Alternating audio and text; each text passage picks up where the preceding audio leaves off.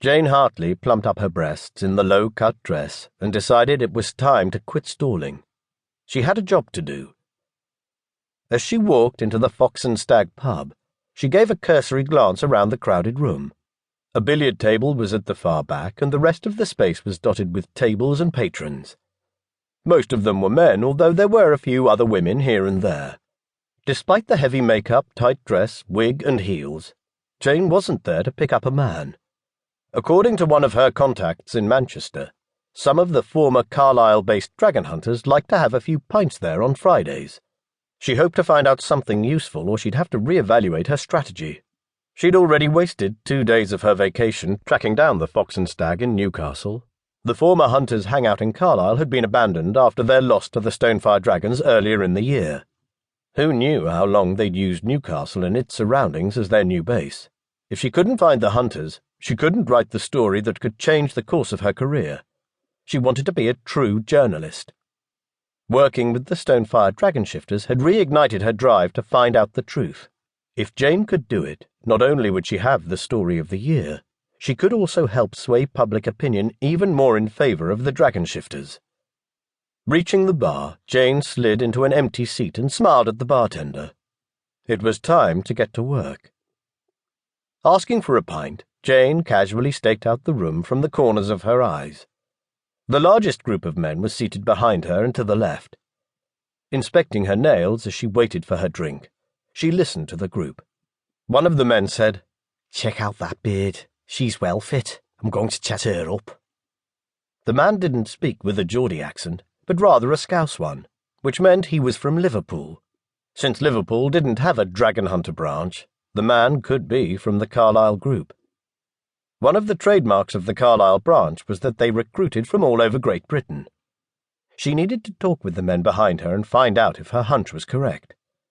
Jane's lager arrived. Taking a sip, she waited to see if any of the men would approach her. She didn't have to wait long. "Hey, beautiful, did you fall from heaven?" Resisting the urge to roll her eyes, Jane forced herself to smile and change her voice into a flat American accent. "I guess that line works on either side of the pond." "You're American?" "Yes, I'm here on a little vacation." She leaned forward a fraction and the man's eyes darted to her cleavage. "It's been awesome so far. Everywhere I turn, the men have such sexy accents. I can never get enough." He met her eyes again and his smile grew wider. "Well, love, this is your lucky day. Me and my mates would love to have you over at our table." With a nod she answered, "I'd love to meet your friends. Maybe you can teach me how to sound British. Then come with me. My name's Jason." Jane had long ago picked a fake name similar to her own. "I'm Jen."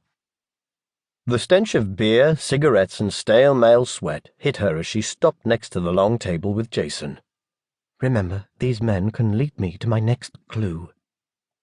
Even as they leered at her breasts before looking back to her face, Jane never stopped smiling. "Hello." One of the men whistled. "This here is Jen. She's an American looking for sexy accents. I told her we were it." A dark-skinned man with black hair and brown eyes spoke up first. "Is that so? Then mine is the best." A Birmingham accent. A man with brown eyes and pale, bald head spoke next. "Don't listen to him. Yorkshire is better. After all, we're the Texas of England." With 3 accents identified, Jane's gut said this group of blokes might be the right one. Keeping up her act as an American, she put her hands up and shrugged. "They all sound the same to me." The man at her side motioned to some of his friends. "Move your asses and let the lady sit down. I think it's time to teach her the difference between us and the criminals." Jane's mother was Australian, so she was familiar with how some Brits called Australians criminals. She couldn't defend her mother, though, so she bit the inside of her cheek to prevent her from saying something out of turn. Playing the part of a clueless American was going to take more concentration than she'd thought. Once Jane scooted into the booth and Jason slid in next to her, Jane was trapped between 2 possibly dangerous men. The reminder of exactly where she was and who these men could be calmed her mind. If she fucked up, more than her story would be on the line. Her life could be too. Jane upped her charm and went to work.